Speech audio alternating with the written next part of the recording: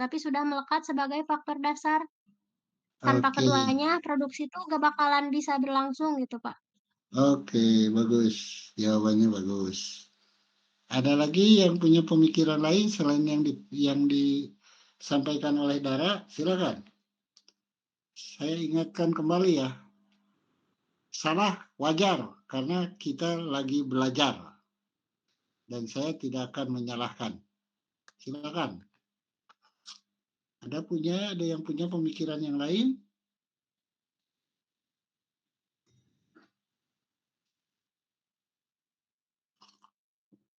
Selain yang terlintas di pikiran Dara barusan? Silakan. Izin menjawab, Pak. Ya, siapa nama? Dea, NPM Oke, awalnya 23, terus NPM akhirnya 054. 23054 ya. Oke, Dea. Silakan.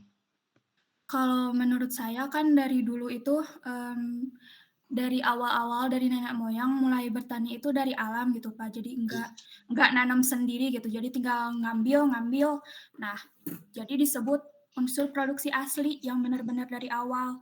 Oke. Terus kalau turunan, sekarang kan udah makin maju zamannya, jadi udah Jangan mulai jangan jangan dulu turunan. Masih unsur produksi yang asli, tenaga kerja sekarang, Dara. oh kalau misalnya tenaga kerja kan zaman dulu juga walaupun enggak nanam sendiri kan pakai tenaga gitu, Pak. Jadi emang sudah produksi asli teh emang itu. Oke. Ya. Oke, bagus ya. Jadi kita belum bicara ke unsur produksi turunan. Oke, Dara, terima kasih. Ada lagi pendapat yang lain? Satu orang lagi. Tidak usah takut ditertawakan sama orang gitu kan. Karena yang mentertawakan pun belum tentu tahu. Ya.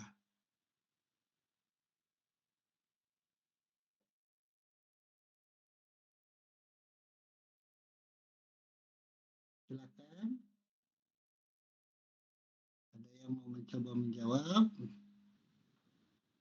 Tidak usah takut salah. Sekali lagi saya ingatkan wajar salah karena kita sedang belajar. Ada? Satu orang lagi aja.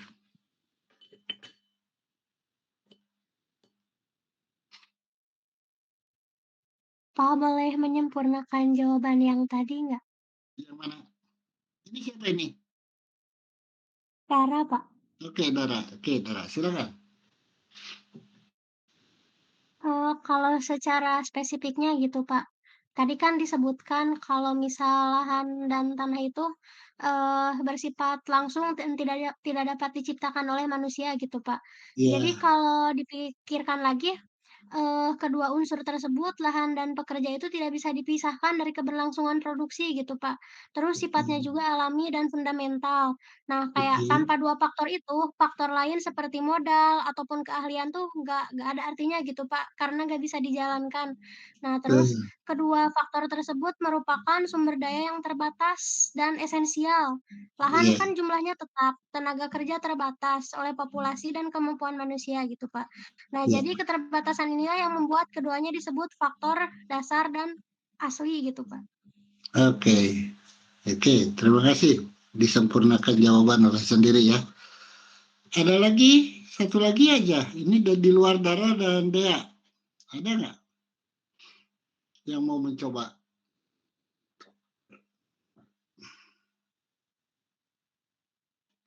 Oke, kalau tidak ada, kita turun ke faktor unsur apa? Unsur produksi turunan. Kenapa modal dikatakan unsur produksi turunan? Silakan. Ada yang mau menjawab?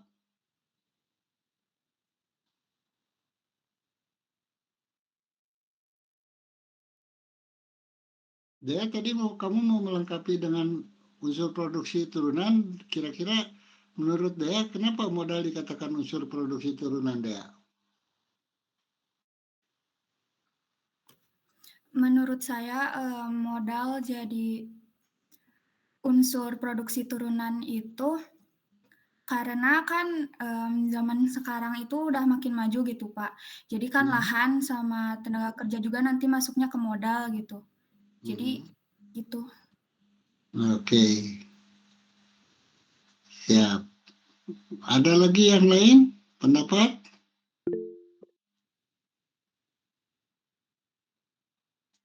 Silakan. Boleh. Namanya siapa?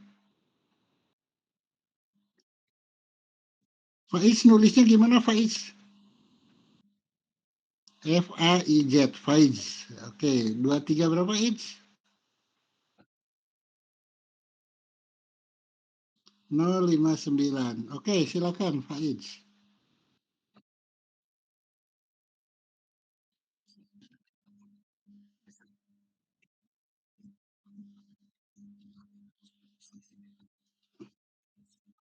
Hmm,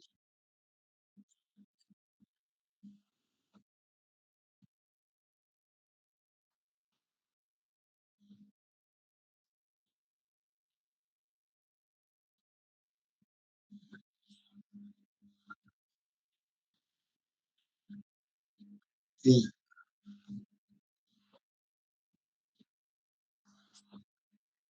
oke, oke.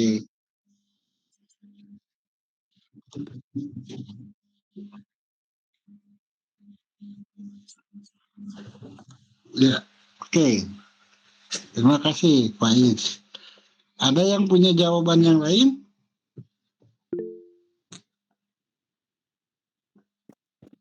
Bapak, saya izin menjawab Siapa ini? pendapat saya.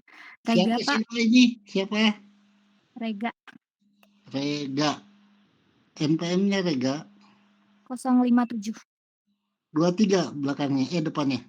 Ya, betul, Pak. 057. Ya, silakan Rega. Nah, untuk modal kenapa termasuk unsur produksi turunan, menurut saya mungkin karena, modal ini tuh hasil buah pemikiran manusianya. Jadi karena kalau alami itu atau asli kan kita tinggal ngambil-ngambilin gitu dari lahan. Nah, Hmm, modal tuh hasil buah pikiran manusia yang bertujuannya pengen ngembangin hal tersebut gitu. Dia mengeluarkan modal untuk mendapatkan yang lebih banyak dengan modal tersebut gitu. Oke. Oke, terima kasih Rega. Ada lagi yang lain?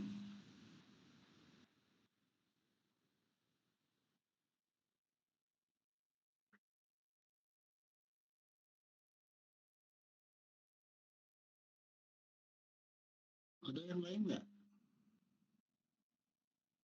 Satu orang lagi aja, satu orang lagi.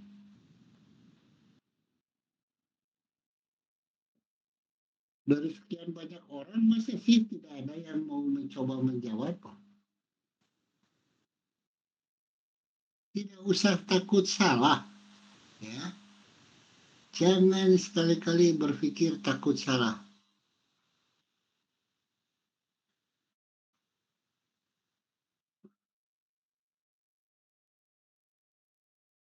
Ada nggak?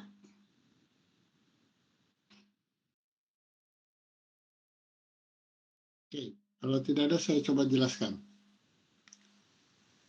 Saya coba tarik simpulan dari jawaban-jawaban unsur produksi yang asli dulu, lahan. Betul tadi dikatakan bahwa dulu di awal pertanian ini dengan mengambil hasil-hasil ya.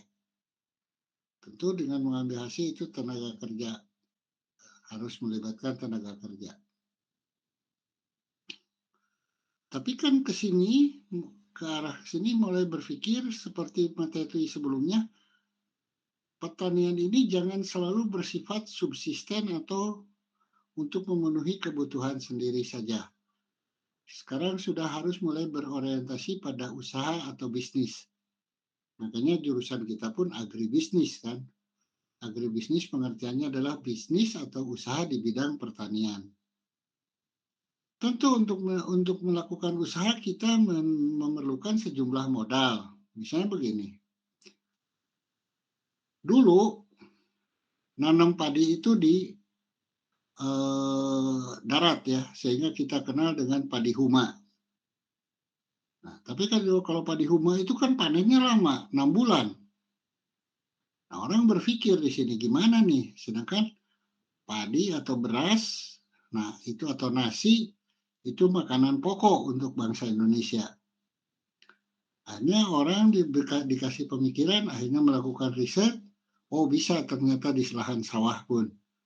Nah, dicarilah bagaimana benih padi yang bisa ditanam di tanah sawah atau di tanah basah. Nah, tentu kan dengan ini membutuhkan modal untuk riset, kemudian sudah ketemu riset juga, oh cari nih, harus cari benih padi yang unggul. Kenapa? Karena tujuan bisnis itu kalau harus produksinya kan harus tinggi atau harus besar atau banyak. Produktivitasnya juga bagus. Gitu kan? Nah, tentu ini membutuhkan modal. Nah, tanpa ada modal tidak mungkin itu bisa berkembang. Jadi satu teknologi itu selalu konsekuensinya pasti diikuti dengan sejumlah biaya yang harus dikeluarkan. Ya, sejumlah modal yang harus dikeluarkan. Jadi tanpa adanya tambahan modal, ini ya stagnan, usaha tani ya begitu saja gitu kan. Nah, sekarang usaha tani ini, mata kuliah usaha tani ini dulu disebut dengan manajemen usaha tani. Nah, ini berada di unsur produksi yang keempat, di pengelolaan, manajemen. Di situ kan dikatakan penting karena sebagai dirijen untuk memobilisasi ketiga unsur sebelumnya atau unsur di atas. Makanya nanti di manajemen usaha tani, Anda akan belajar menghitung bagaimana sih satu usaha agar tidak rugi, atau bagaimana usaha ini dilihat, dianalisis, apakah usaha yang sedang kita jalankan ini dalam kondisi untung atau rugi. Alat analisisnya beda-beda. Nanti ya, saudara akan dapat itu, materi itu, terus atau misalnya ada lagi sebagai akibat adanya perubahan teknologi, tentu membutuhkan sejumlah biaya atau modal. Nah, apakah dengan tambahan modal ini memberikan keuntungan yang lebih atau tidak? Itu nanti dianalisis di dalam usaha tani ini ada parameter untuk mengukur itu. Jadi ini penting dan seperti saya katakan sebelumnya pada pertemuan pertama bahwa mata kuliah usaha tani ini seringkali digunakan sebagai salah satu dasar untuk penulisan tugas akhir atau skripsi oleh kakak-kakak saudara. Jadi tolong sekali lagi saya ingatkan catatan mata kuliah ini jangan sampai hilang gitu. Dan saya lupa mengatakan dari sebelumnya, Anda harus punya catatan sendiri, jangan terlalu tergantung dari PowerPoint atau slide yang kita berikan, karena seperti yang sekarang aja, saya bercerita ini di luar slide, karena slide itu atau PPT ini hanya merupakan alat bantu ya, alat bantu gitu kan. Nah, makanya tolong catatan jangan dihilangkan atau hilang. Nah,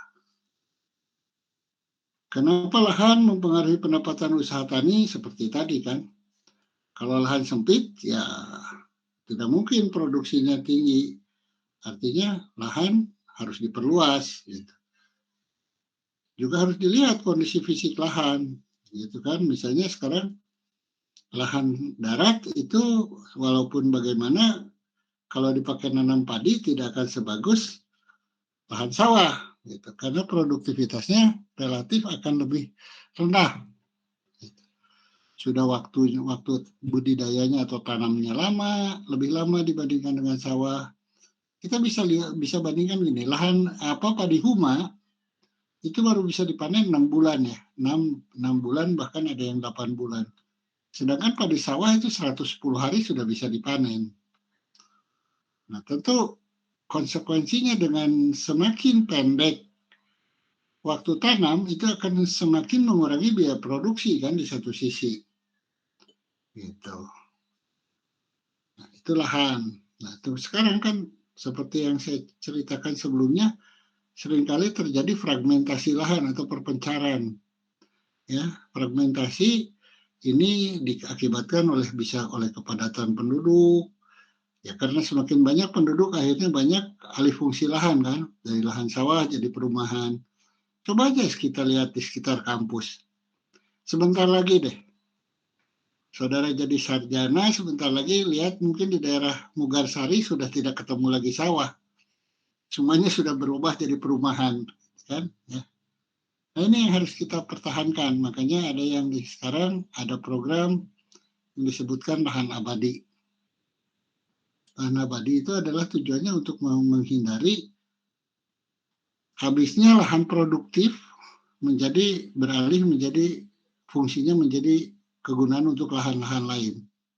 Itu jangan sampai nanti anak cucu kalian nanti nanya yang namanya sawah itu seperti apa sih, karena sawahnya sudah tidak ada lagi gitu, karena semuanya rumah. Atau mungkin nanam padinya udah hidroponik gitu kan. Gitu. Jadi sudah hilang sawah ini. Itu tidak menutup kemungkinan satu saat akan terjadi hal seperti itu ketika kita tidak menjaga unsur produksi yang asli. Jangan sampai hilang sama sekali. Kita lanjut sekarang.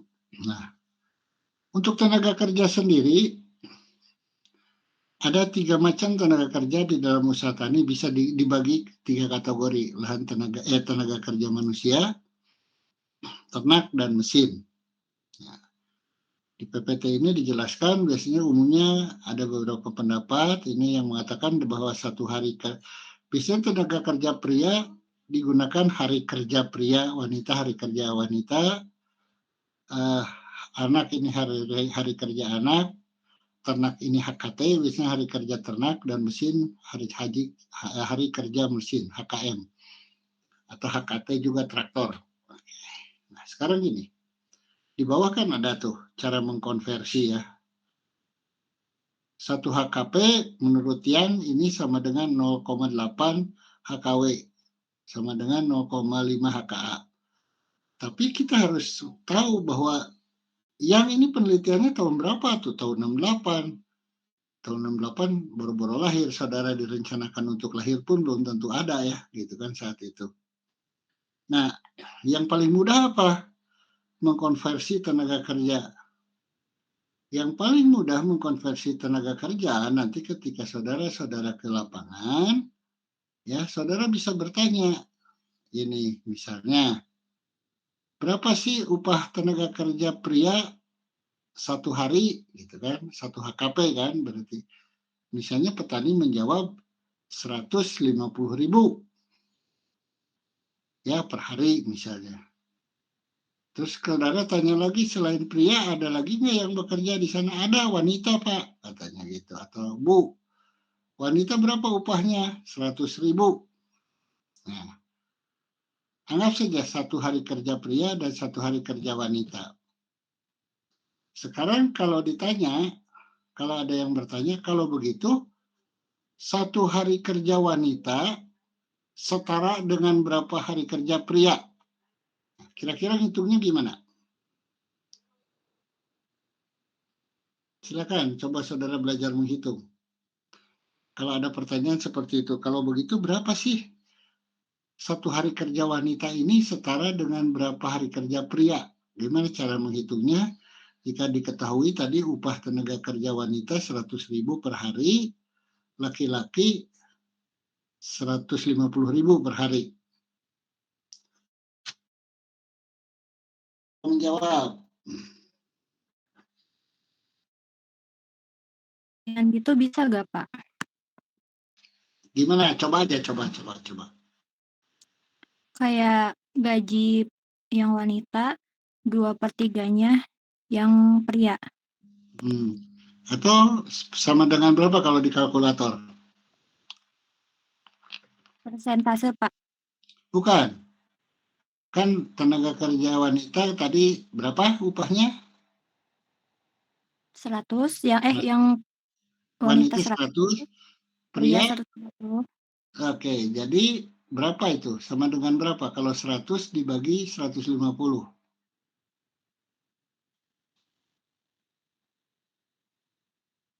Berapa? 100 dibagi 150? 0,66 Pak. Oke, 0,67 ya, karena lihat ke belakangnya 0,6667 ya. Ya, Kita betul. kita biasanya dihitung satu desimal aja di belakang koma, jadi 0,7. Ini siapa nih yang jawab? Saya nggak lihat ininya soalnya. Rega Pak. Siapa? Rega. Rega, oke ya, Rega. Oke.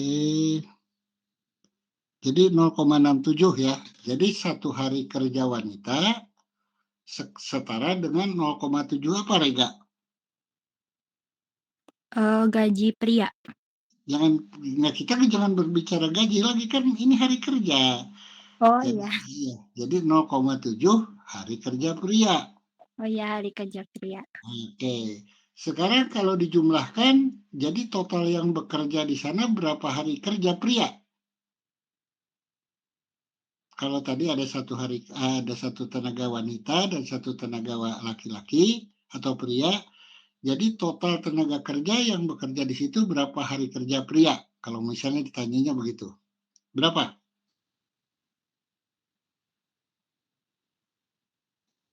Selain Rega, barangkali ada yang mau mencoba menjawab?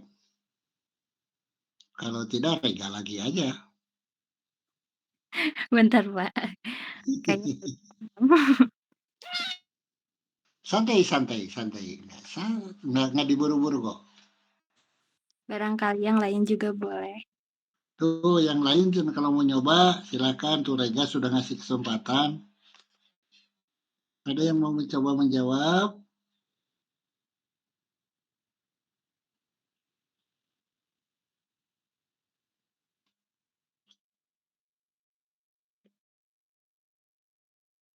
Ayo dong. Jangan kayak film isu, nggak ada suaranya. Oke. Ada nggak?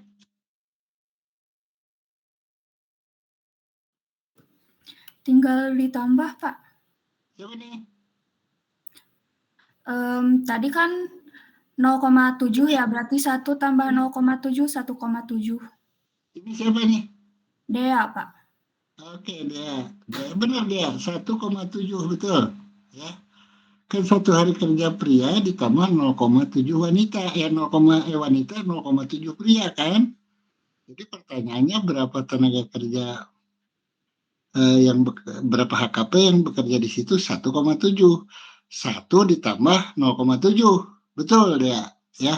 Nah, gitu cara ngitungnya. Nggak susah kan? Nggak ya, mudah-mudahan nggak lah. Gitu. Ini baru satu orang loh. Nanti kalau kenyataan di lapangan, yang bekerja tidak mungkin seorang kan? Gitu. Nah, nanti saudara harus pandai-pandai belajar menghitung yang benarnya seperti apa. Oke, kita lanjut dulu. Oke. Nah, modal di dalam usaha tani ini dibagi 3. Ada modal tetap, modal lancar, modal kerja. Tapi juga kadang-kadang juga kalau ini modal ini biasanya digunakan istilah modal ini ketika nanti saudara menghitung ada salah satu alat analisis yang disebut dengan rentabilitas. Rentabilitas itu berapa persen kemampuan satu modal untuk menghasilkan laba. Ya, nanti akan ada materi analisis ke sana. Nanti kalau dosen setelah saya lupa menjelaskan itu, tolong diingatkan aja. Nah, kadang-kadang juga dalam usaha tani istilahnya bukan modal, tapi biaya tetap. Disebut dengan modal ini disebut juga, dianalogikan juga dengan modal. Dengan biaya, sorry. Dengan istilah biaya tetap, biaya variabel, dan biaya total. Kalau biaya total jelas pasti penjumlahan dari biaya tetap dan biaya variabel.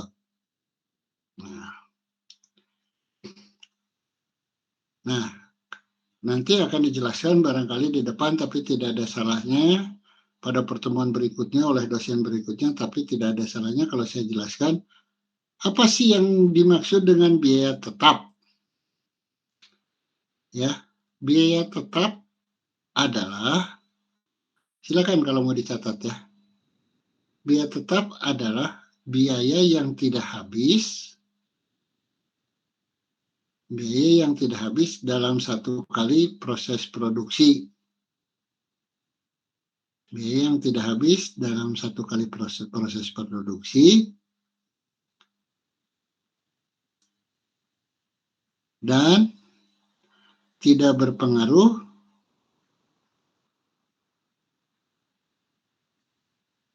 pada produksi yang dihasilkan.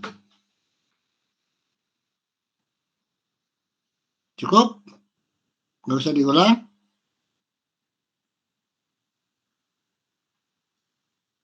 Tidak usah diulang apa yang saya jelaskan barusan? Biaya tetap? Oke.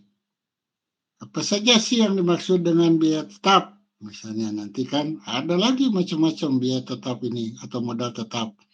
Nah, di sini kan lahan, bangunan, ya. Kalau dalam penghitungan modal, lahan dan bangunan itu biasanya yang dihitung nilai belinya.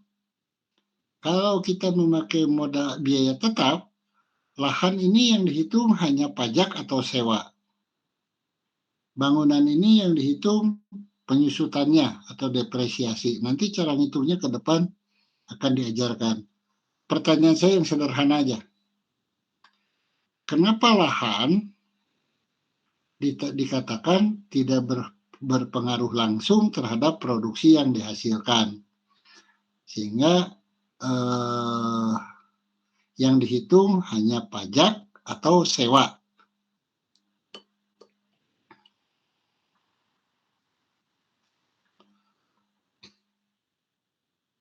Pajak atau PBB kan, ya sekarang kita dengar, kita tahu bahwa pajak bumi dan bangunan, pajak atau sewa lahan, kita.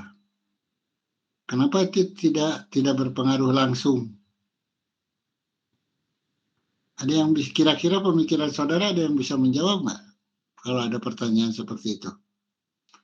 Kenapa lahan kok yang dihitungnya termasuk biaya tetap? Tadi kita sudah tahu persis bahwa biaya tetap itu besar kecilnya tidak berpengaruh terhadap produksi yang dihasilkan. Gitu kan? Tidak berpengaruh langsung ya. Tidak berpengaruh langsung pada produksi yang dihasilkan. Gitu. Kira-kira kenapa? Kok dihitungnya pajak atau sewa? Pajak aja lah yang paling gampang. Pajak lahan. Kenapa yang dihitungnya pajak lahan?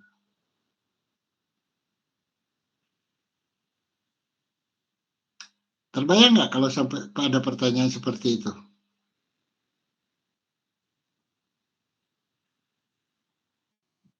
Izin menjawab, Pak. Oke, siapa nih? Dara. Dara, oke Dara. Gimana Dara pemikiran Dara? Karena mungkin kalau pajak itu Pak masuk ke dalam biaya input gitu. Jadi nanti untung atau tidaknya itu ditentukan dari besaran input dan output gitu mungkin Pak. Oke, sekarang kalau bayar pajak berapa kali dalam 1 tahun? Tergantung sih Pak, tapi biasanya sekali. Sekali kan? Ya. Sekarang kalau tanam padi misalnya 4 bulan aja tadi ya, 110 hari dengan asumsinya dengan persiapan segala macam 4 bulan aja. 4 bulan. Nah, sekarang kan bayar setahun, tapi dipakainya 4 bulan, berarti kan tidak berpengaruh langsung ya terhadap produksi. Mengerti nggak penjelasan saya seperti itu, Dara? Kalau saya jelaskan seperti itu. Iya Pak, jadi Nah, mengerti. ya, jadi kan tidak berpengaruh langsung, ya, itu. Sehingga dihitungnya pajak ini masuk biaya tetap. Nah, sekarang kita melangkah ke biaya variabel. Yang dimaksud dengan biaya variabel adalah biaya yang besar kecilnya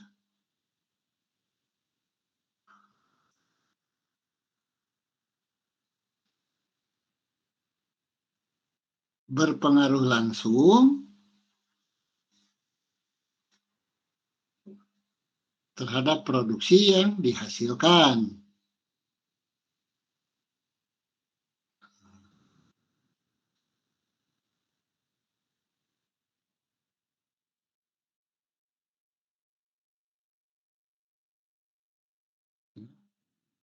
Besar kecilnya berpengaruh langsung pada produksi yang dihasilkan dan dianggap habis dalam satu kali proses produksi. Kalau modal tetap tadi tidak habis dalam satu kali proses produksi, sedangkan biaya variabel ini habis dalam satu kali proses produksi. Oke. Dicontohkan di sini bibit atau benih, pupuk, obat-obatan, makanan ternak atau uang tunai. Saya mengambil satu contoh saja. Kenapa benih atau bibit dikatakan atau termasuk biaya variabel? Coba yang terlintas dalam pikiran setelah saya jelaskan tadi, terus ada pertanyaan seperti itu, kenapa sih bibit atau benih dikatakan atau termasuk kategori biaya variabel? Izin menjawab, Pak. Siapa nih? Naufal Amar dengan Siapa? NPM, Pak. Naufal Amar, Pak. Naufal gimana nulisnya Naufal? Takutnya saya salah. Naufal, Pak. Oh, Naufal. Oke, Ya. Naufal. NPM-nya berapa, Naufal? NPM awal 22, NPM akhir 098. 098. Oke, silakan Naufal. Mengapa bibit dan benih masuk ke biaya variabel? Oke. Dikarenakan bibit atau benih ini berpengaruh langsung terhadap produksi gitu, baik dari kisaran kuantitasnya maupun dari kisaran pemakaiannya sendiri gitu. Semisal dicontohkan pada bibit tanaman padi gitu. Nah, di tanaman padi ini sangat berpengaruh dikarenakan satu kali bibit itu sama dengan satu kali produksi gitu. Sementara untuk kuantitasnya sendiri kita contohkan kembali di tanaman padi gitu. Jadi seberapa banyak bibit akan berpengaruh pada kuantitas produksi yang dihasilkan gitu. Oke. Dibantu dengan faktor penunjang seperti lahan. Terima kasih, Pak. Oke. Ada yang mau menambahkan selain pendapat Naufal atau punya pendapat lain?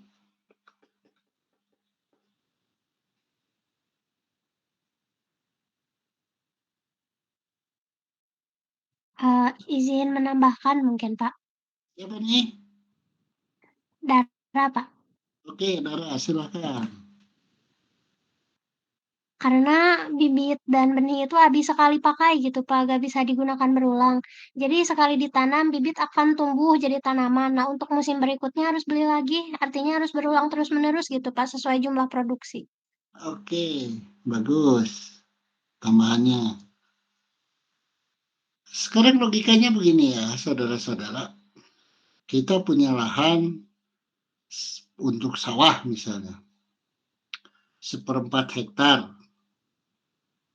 Butuh benihnya 2,5 kilogram. Benih padinya 2,5 kilogram. 1/4 hektar kan?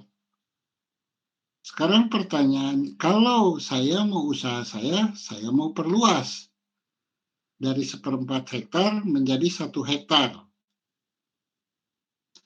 Jadi berapa besar benih yang harus saya beli atau harus saya persiapkan untuk kebutuhan benih untuk tanam 1 hektar? Berapa kira-kira?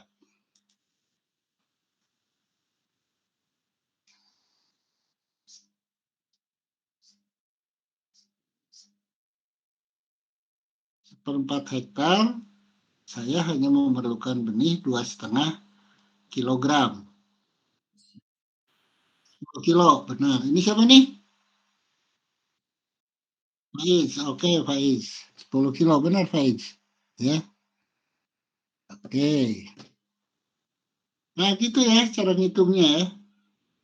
Nanti tinggal dikonversi kepada rupiahnya. Berapa harga belinya? Nah, sekarang satu lagi saya lupa. Untuk pajak lahan, ya. Misalnya tanam padi butuh 4 bulan. Waktunya dari mulai tanam sampai panen 4 bulan. Pajak per tahun, misalnya lahan tersebut 12.000. Petani ini harus bayar 12.000. Jadi pajak per musimnya berapa? Pajak per musim tanamnya. 3.000. Dari mana 4.000? 3.000. Hah? Dari mana 4.000, dari mana 3.000? Oke. Nah, jadi gini, yang paling gampang ini, cara ngitungnya nanti ya, saudara-saudara. Setahun ada berapa bulan? 12. 12. Satu musim tanam 4 bulan. Berarti dalam 1 tahun dia bisa berapa kali nanam? 3 kali. 3 kali kan? Pajaknya tadi 12.000 setahun. Jadi pajak per musim tanamnya 12.000 dibagi 3. Betul, Ya. betul. Berarti 4.000 per musim tanam. Jelas nggak? Jelas nggak nih penjelasan saya? Jelas, Pak. Oke, itu ya cara ngitungnya. Nah, sekarang di sini pengelolaan yang dikatakan nanti banyak saudara bermain di wilayah ini, di mata kuliah ini.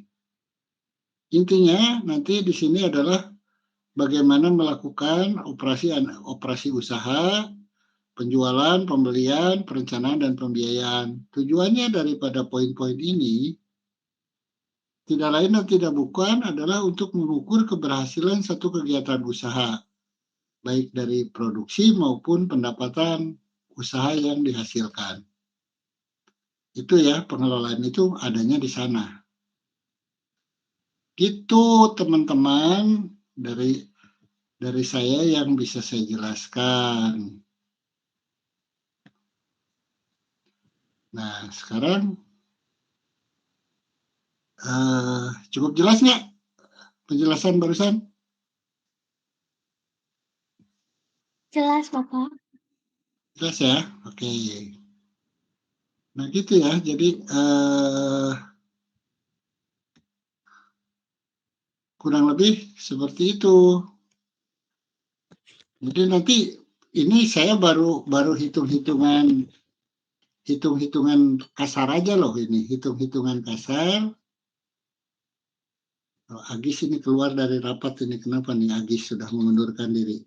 Belum selesai kuliah. Ya. Jadi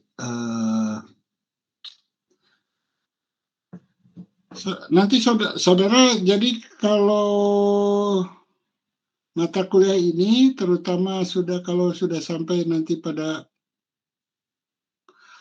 analisis biaya segala macam, kalau bisa usahakan bawa HP ya. Syukur-syukur kalau Anda bawa kalkulator, karena kalkulator itu lebih cepat. Memang di HP juga bisa. Cuma nanti kadang-kadang kalau ada perhitungannya, ada akar, atau ada apa, susah kan. Kalau kecuali nggak tahu nih, ada HP yang ada formulasi akarnya nggak sih? Saya belum pernah lihat sih, hanya kali bagi tambah kurang di HP. Ada yang ada akarnya nggak di handphone? Nggak ada ya? Fasilitas akar ada nggak di handphone, di kalkulator handphone? Kalau nggak salah nggak ada sih. Ya. Nah itu ya saudara-saudara, kurang lebih materi hari ini saya kira tidak usah terlalu banyak lah. Itu aja dulu ya. Yang harus saudara ketahui, nanti kita nanti mungkin minggu depan pertemuan ketiga itu pertemuan terakhir dengan saya, nanti saya di pertemuan keempat dan selanjutnya saya akan digantikan oleh dosen yang lainnya. Oke, ada yang mau bertanya dulu nggak? Ini kita kuliahnya sebentar bener ya, sejam tuh kurang, sejam juga. Ada yang mau bertanya nggak? Oke, Noval, silakan. Izin bertanya, Pak. Oke. Tapi ini bertanya di luar materi, boleh, Pak? Boleh pisan. So. Kalau yang saya tahu mungkin ya, Pak, terkait untuk mengukur sebuah keefektivitasan biaya usaha tani itu salah satunya seperti yang dibicarakan tadi, yaitu rentabilitas. Apakah ada metode lain, Pak, selain rentabilitas? Ada. Nanti saudara akan mengenal dengan RC ratio atau revenue cost ratio. Jadi perbandingan antara penerimaan dengan biaya. Semakin tinggi nanti nilai RC ratio itu semakin layak. Ada lagi nanti konsep biaya dan pendapatan. Ada lagi konsep break even point atau analisis titik impas. Analisis titik impas ini kita belajar menganalisis apakah usaha yang sedang kita lakukan saat ini dalam kondisi menguntungkan atau dalam mengalami kerugian. Jadi itu untuk meramalkan gitu ya. Sampai seberapa jauh usaha yang kita lakukan ini dari titik tidak untung tidak rugi atau break even. Nanti ada itu Noval. Terus juga ada analisis BC ratio, benefit cost ratio. Ini untuk melihat keuntungan usaha yang diakibatkan oleh perubahan teknologi. Apakah dengan perubahan teknologi ini usaha yang kita lakukan ini layak atau tidak? Kemudian ada lagi analisis nilai tambah. Analisis nilai tambah tuh begini, misalnya dari ubi singkong menjadi keripik singkong. Nah, kan itu tentu membutuhkan biaya kan. Nah, dengan adanya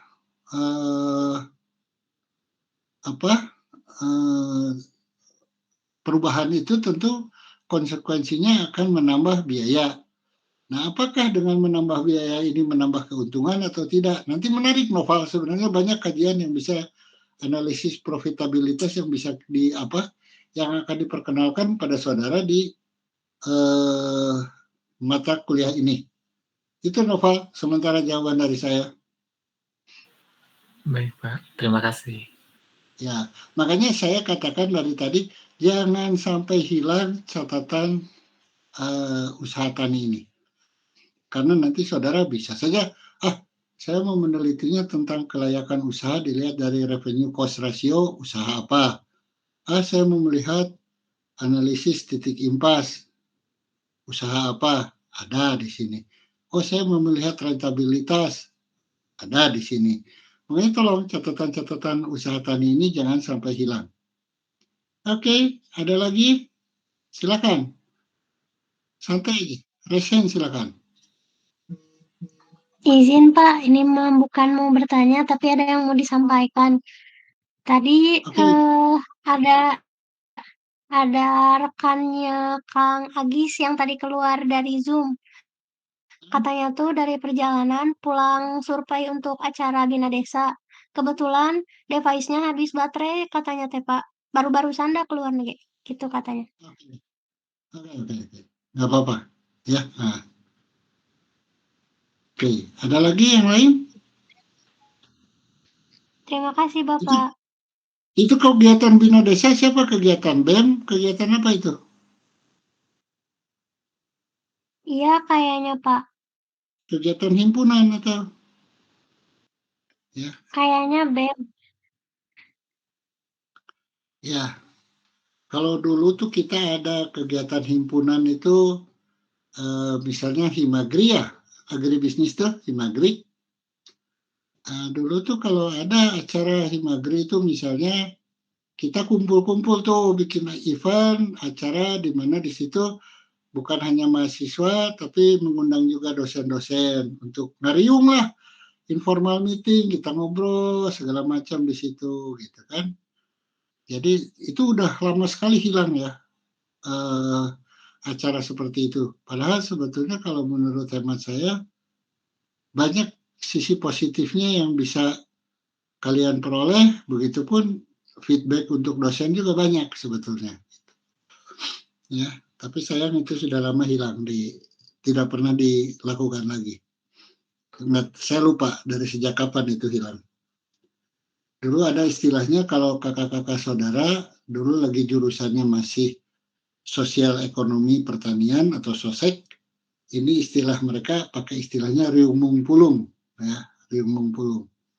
Nah di situ kita ngumpul, gitu. Bahkan pernah kita camping bareng-bareng, gitu, camping bareng-bareng ya, dosen sama mahasiswa. Itu menarik sebetulnya, gitu. Oke, ada lagi nggak yang mau bertanya selain Naufal? Bertanyalah selagi saya mudah-mudahan bisa membantu menjawab. Ada yang mau nanya? Di luar materi kuliah hari ini pun boleh. Tapi tentang usaha tani ya.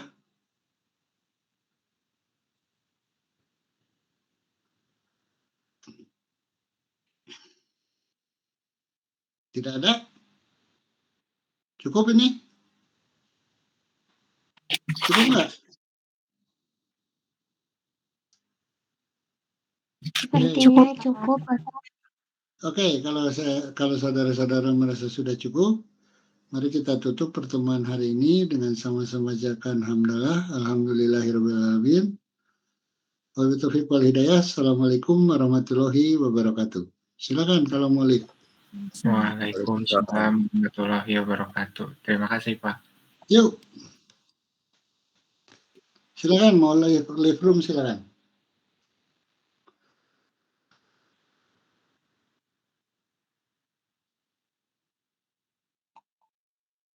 Tidak absen ya, Pak? Nggak usah, nanti sama saya aja. Di ini saya aja, di